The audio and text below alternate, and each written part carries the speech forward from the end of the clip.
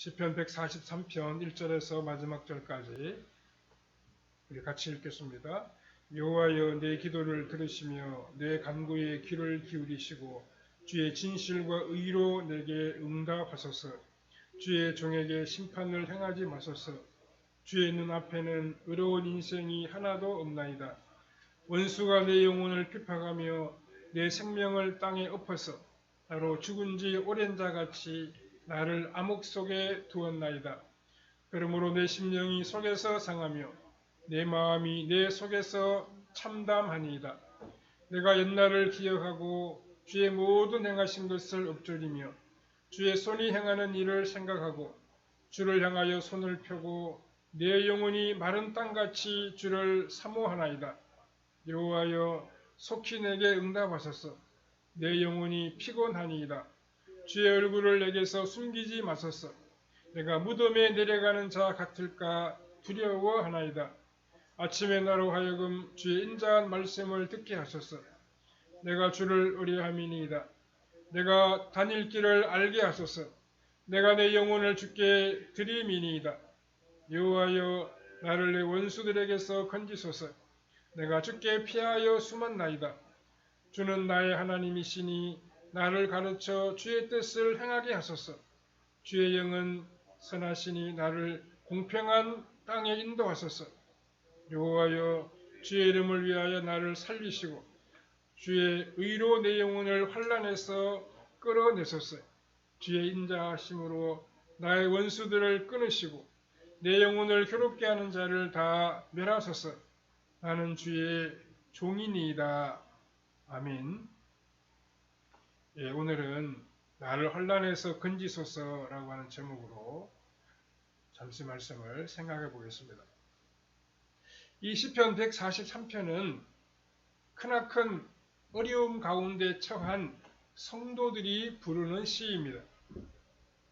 얼마나 처지가 힘들고 절망적인지, 거의 다 죽어가거나 아니면 죽음이 임박한 그러한 상황입니다. 그런데 놀라운 것은 그런 절망적인 가운데서 이 시를 외우면 절대로 마음이 비참해지지 않고 하나님 앞에서 담대해진다는 것입니다. 다윗도 한 사람의 인간이기 때문에 이 절망적인 형편에서 드리는 기도가 하나님께 전달이 될 것인지 아니면 그저 독백으로 끝나버리고 죽게 될 것인지 자신이 없었습니다. 하나님께서 기적을 일으켜주지 아니하시면 죽을 수밖에 없는데 기적이 일어난다는 것이 어찌 그리 쉬운 일이겠습니까? 그런데 다윗은 하나님께서 반드시 자신의 기도를 들으신다는 확신을 가지게 되었습니다.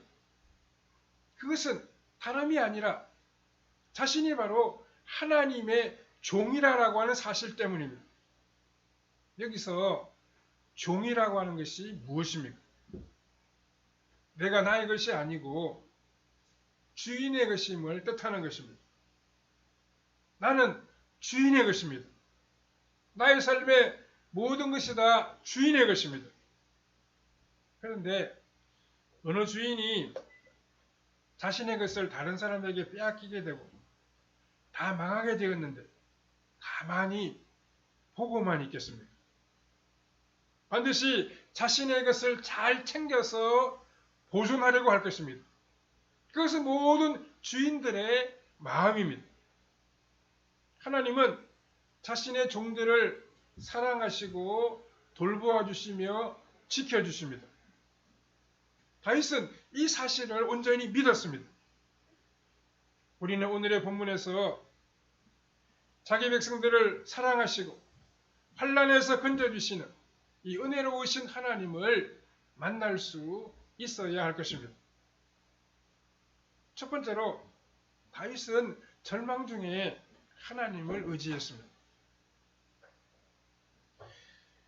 사람들이 큰 어려움을 만나게 되었을 때 누구에게 도움을 구하느냐라고 하는 것은 사느냐 죽느냐를 결정하는 아주 중요한 문제입니다. 누구나 자신이 가장 믿고 신뢰하는 사람에게 도움을 청할 것입니다.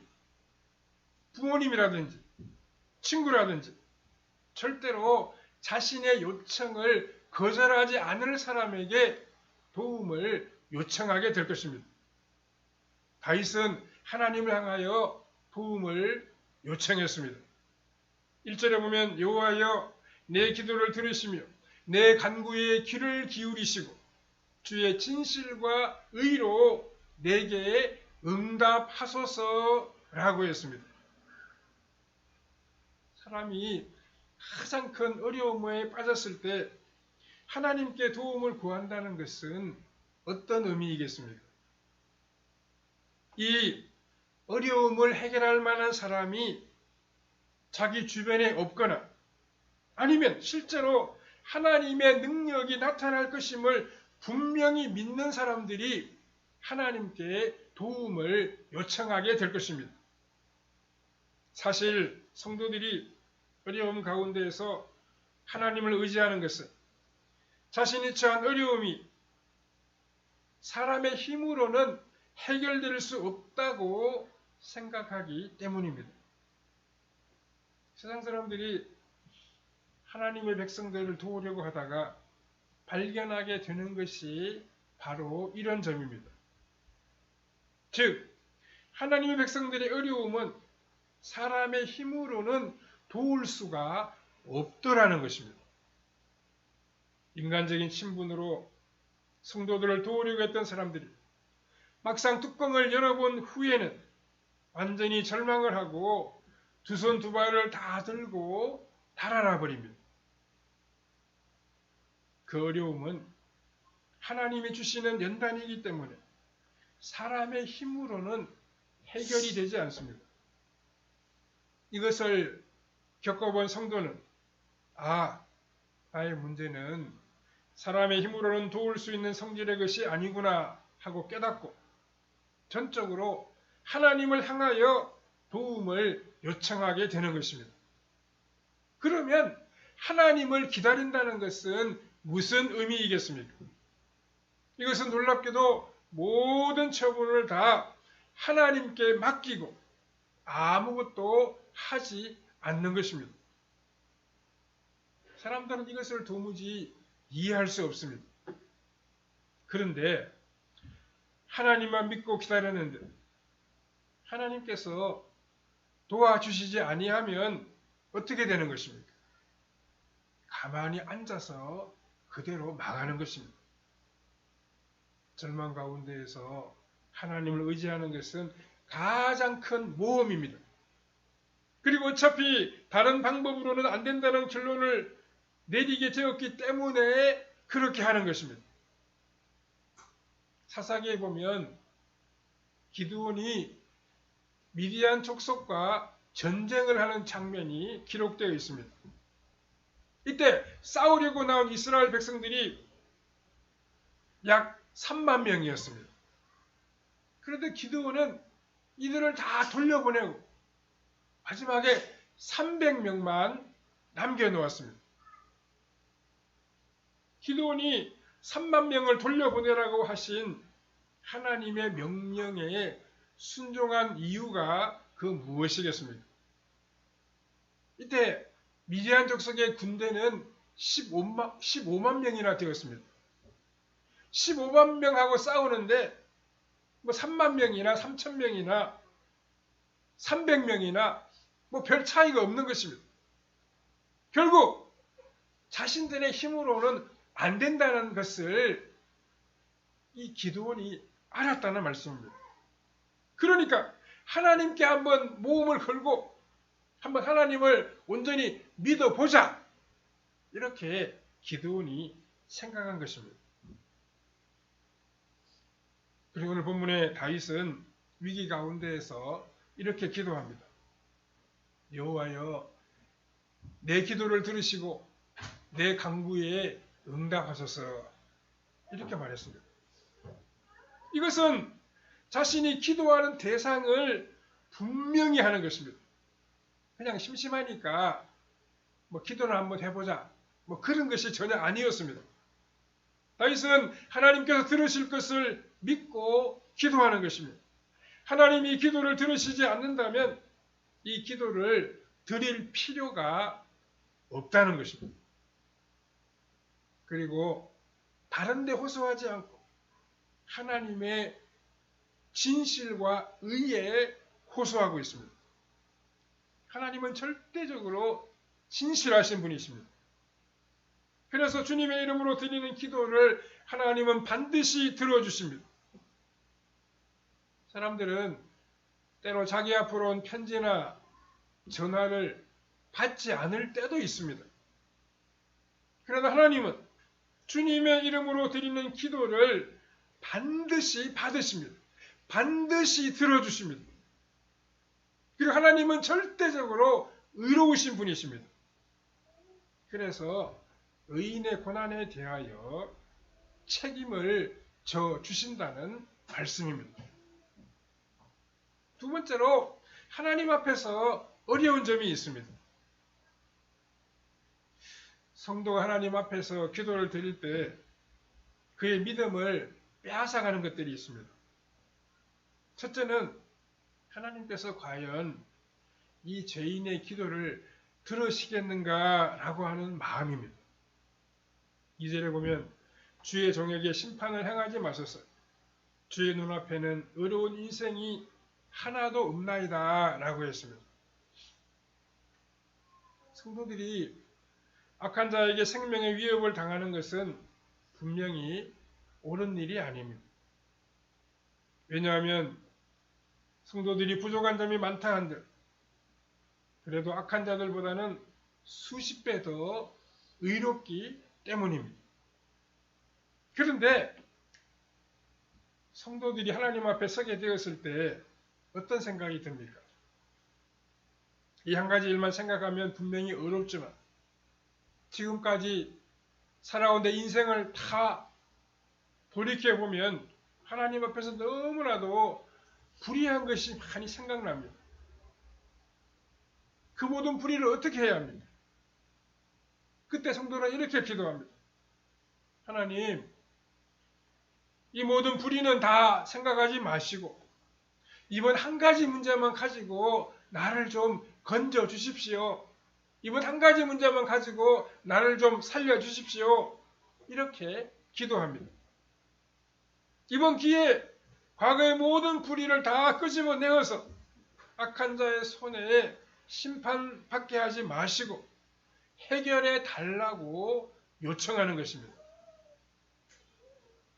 다윗은 하나님 앞에는 의로운 인생이 하나도 없으니 자신을 과거의 허물과 연결시키지 말고 이번에 문제만 가지고 다루어 달라고 기도하고 있습니다.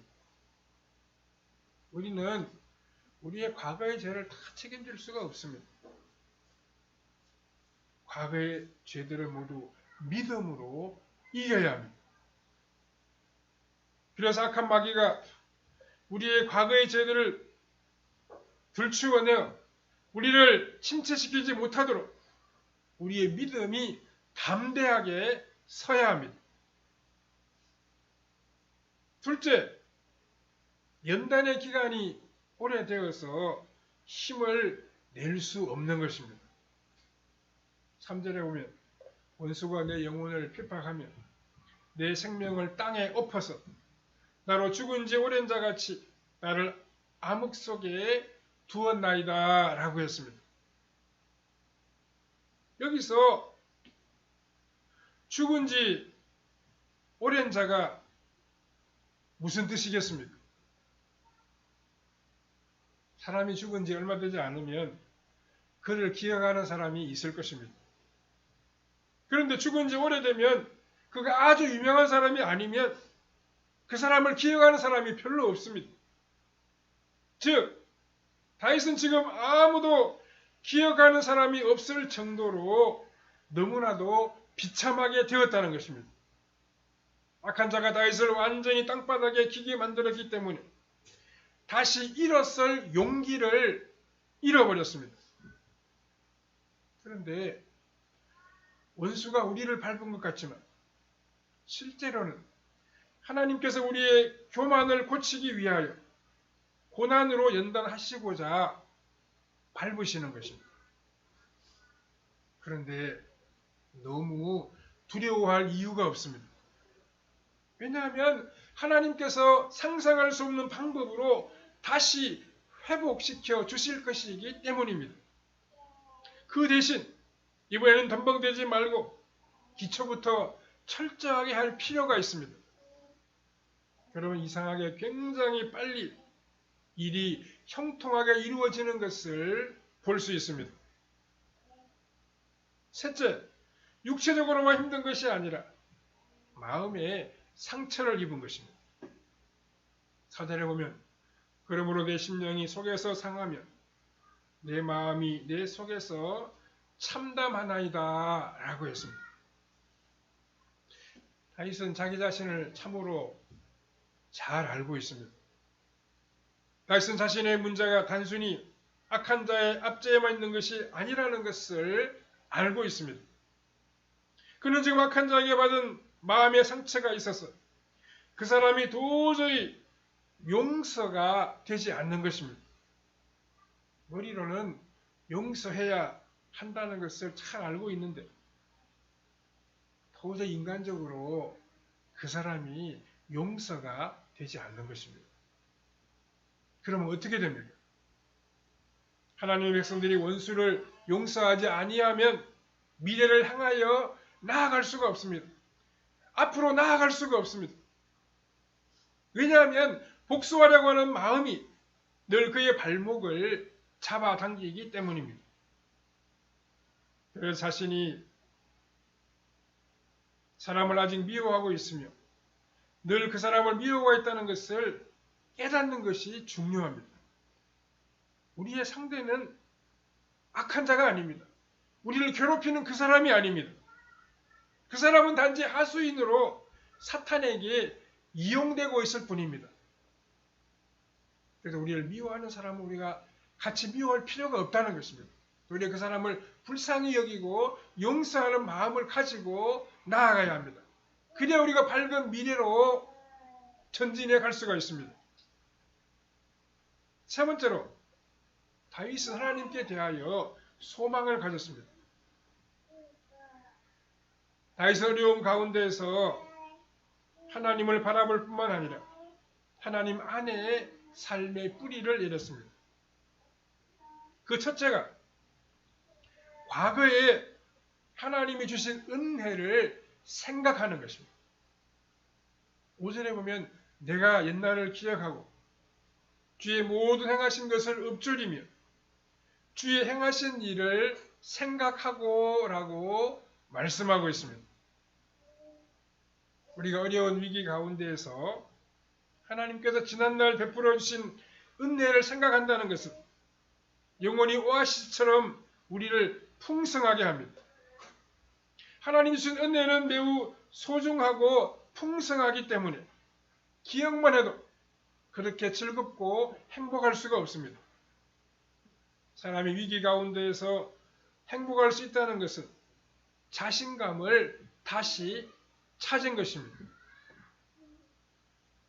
둘째는 더욱더 하나님을 갈망하게 됩니다.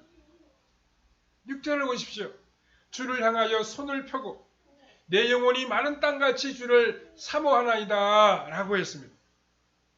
하나님을 향하여 손을 편다는 것은 일체 다른 것은 생각하지 아니하고 오직 하나님만 의지하며 하나님만을 전적으로 믿는다는 뜻입니다. 그런데 우리가 하나님을 기다리는 시간이 얼마나 행복한지 모릅니다. 처음에는 하나님이 나를 과연 도와주실까?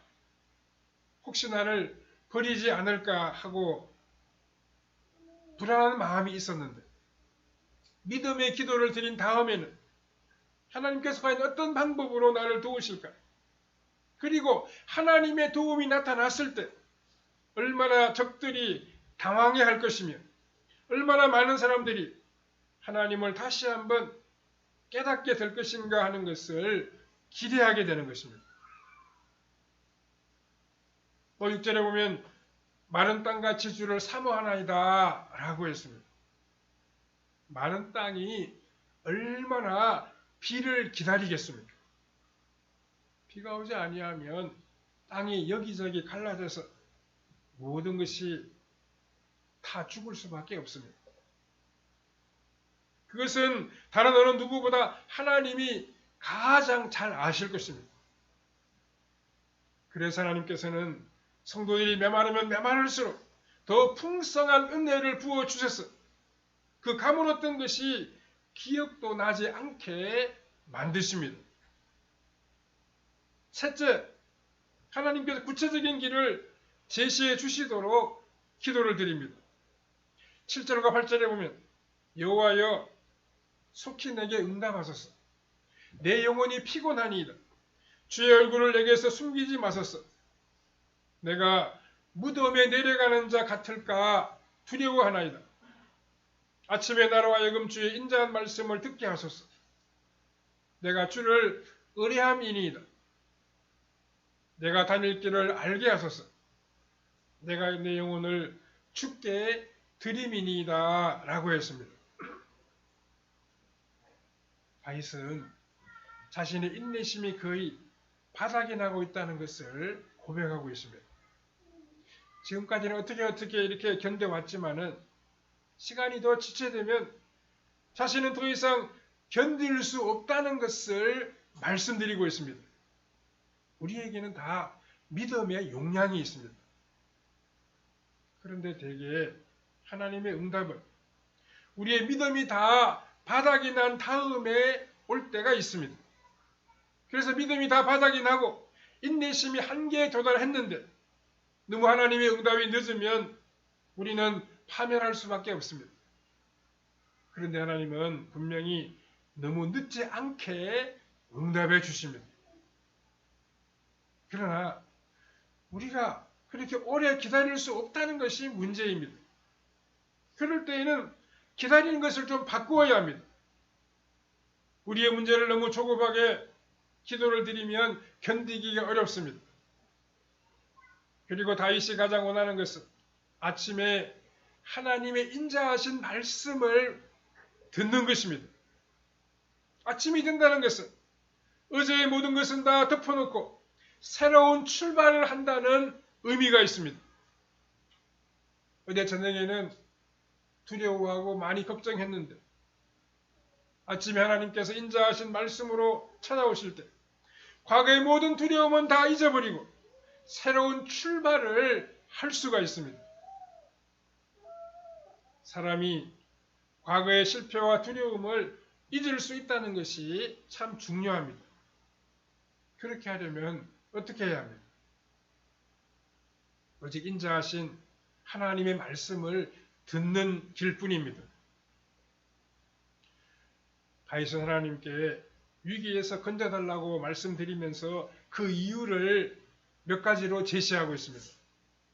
첫째는 하나님께 피했기 때문에 나를 건져달라고 말씀하고 있습니다. 그 절에 보면 여호와여 나를 내 원수들에게서 건지소서. 내가 주께 피하여 숨었나이다 라고 했습니다. 만일 다윗이 다른 데 피해서 숨었다고 하면 하나님께서 돕지 않으셔도 됩니다. 그런데 하나님께 피했기 때문에 하나님이 도우심의 손길을 펼쳐 주시는 것입니다. 둘째, 주의 뜻대로 행하게 달라고 다윗은 기도했습니다. 10절에 주는 나의 하나님이시니 나를 가르쳐 주의 뜻을 행하게 하소서. 주의 영은 선하시니 나를 공평한 땅에 인도하소서라고 했습니다. 이제는 하나님의 뜻대로 살아갈 수 있는 기회를 달라고 말하고 있습니다. 그리고 이렇게 악한 경우가 아니고 공평한 땅에서는 더 능력 있게 살아갈 자신이 있다는 것입니다. 그리고 셋째, 하나님의 의로우심을 나타내 달라고 했습니다. 11절에 여호와여 주의 이름을 위하여 나를 살리시고 주의 의로 내 영혼을 환난에서 끌어내소서라고 했습니다. 다윗은 자신을 환난에서 건져달라고, 어려움에서 구해달라고 간구했습니다. 또 12절에서는 원수들에게서, 영혼을 괴롭게 하는 자들에게서 지켜달라고 기도했습니다. 하나님은 자기 백성들을 지키시고 붙들어 주십니다. 그 하나님을 의지하고 그분께 기도함으로 우리는 복된 삶을 이어갈 수 있습니다. 우리가 피할 분은 전능하신 하나님이십니다. 우리는 그 하나님의 뜻대로 살아가야 됩니다. 하나님의 뜻대로 살아감으로 하나님이 의로우시고 진실한 분이심을 우리 삶으로 드러내고 살아야 됩니다. 그렇게 되면 하나님 앞에 큰 영광을 돌리고 하나님의 도우심의 손길을 우리 삶의 순간순간마다 만날 수 있습니다. 우리 삶을 하나님께 다 맡기고 기도함으로 하나님 주시는 풍성한 은혜를 받아 누리는 성도님들의 삶이 다 되시기를 바랍니다. 기도하겠습니다. 자비로우신 하나님, 은혜를 감사합니다. 복된 날 우리에게 주시고 주님을 예배하며 주의 말씀 듣고 묵상할 수 있는 아름다운 시간 허락해 주시니 참 감사합니다. 우리가 하나님을 의지하여 하나님께 피하게 주시옵소서. 그 하나님의 뜻대로 살아가는 우리의 발걸음이 되게 해 주시옵소서. 우리의 삶을 하나님의 영광을 나타내고 하나님의 의로우심을 드러내는 우리의 발걸음이 되게 하여 주시옵소서. 우리를 지키시고 붙잡아 주시는 전능하신 하나님의 손길 의지하고 믿음으로 나아가는 우리의 발걸음이 다 되게 해주시기를 원하옵고 예수님의 거룩하신 이름으로 기도하옵나이다. 아멘.